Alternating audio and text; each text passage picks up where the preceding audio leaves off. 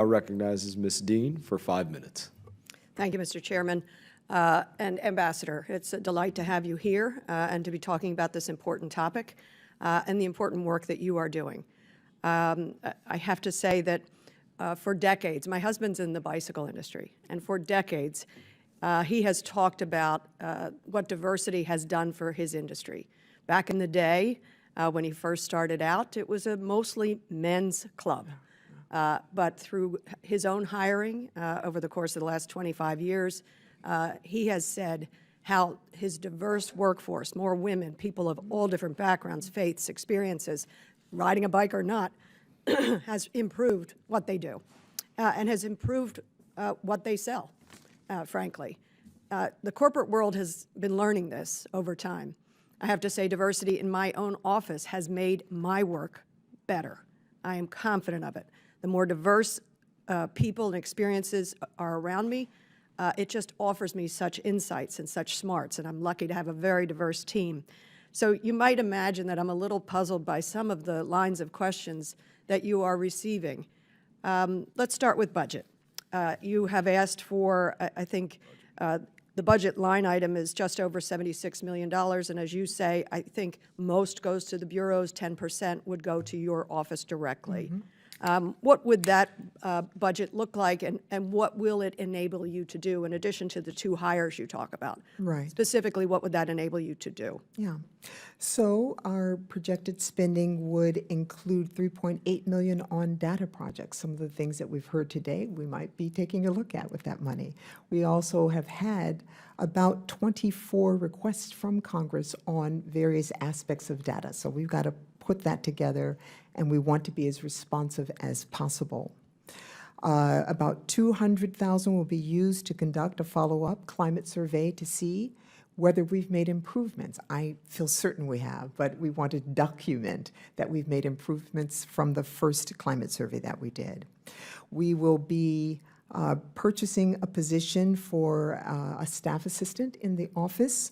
$900,000 will cover additional data analysts so that we can do the barrier analysis. At this time, we are at the mercy of where the data analysts sit in other parts of the building. So in order to be as efficient and as effective as possible.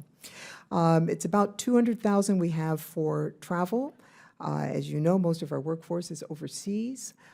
We do as much as possible town halls via video, but answering questions, making sure people understand what this is about, that we are not trying to put one group or a different group at the top of the pyramid, that inclusion is for everyone. As we talk about the changes that we've made, the travel is necessary.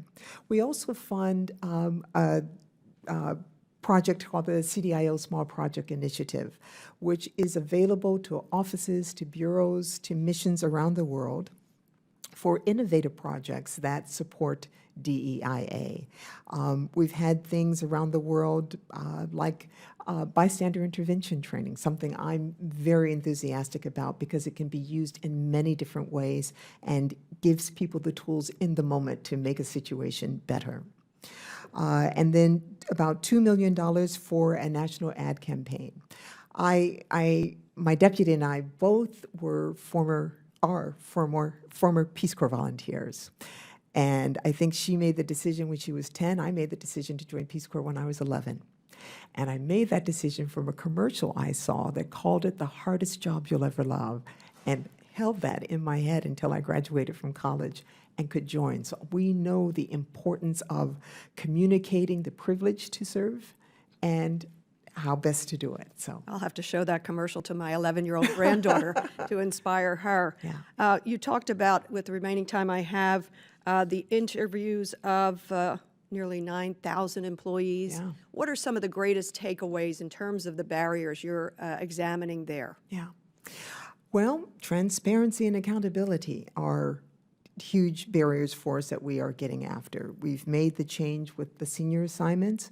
We are changing as best practice how we do that hiring. That again, it's not because you know somebody or you worked with somebody that you get the job, that they are advertised and fairly competed, that we are clear and transparent about what we're looking for in individual positions so that people know the playing field is level and that they can advocate for themselves. And I do want to say very quickly, the first person to benefit from the change in the senior assignments was a white male who came to me and said, I may not be your demographic, but I benefited. And I said, you are. That I is inclusion. It means everybody. I thank you for your service to our country at so many different times in your career, and I yield back. Gentlelady's time's expired.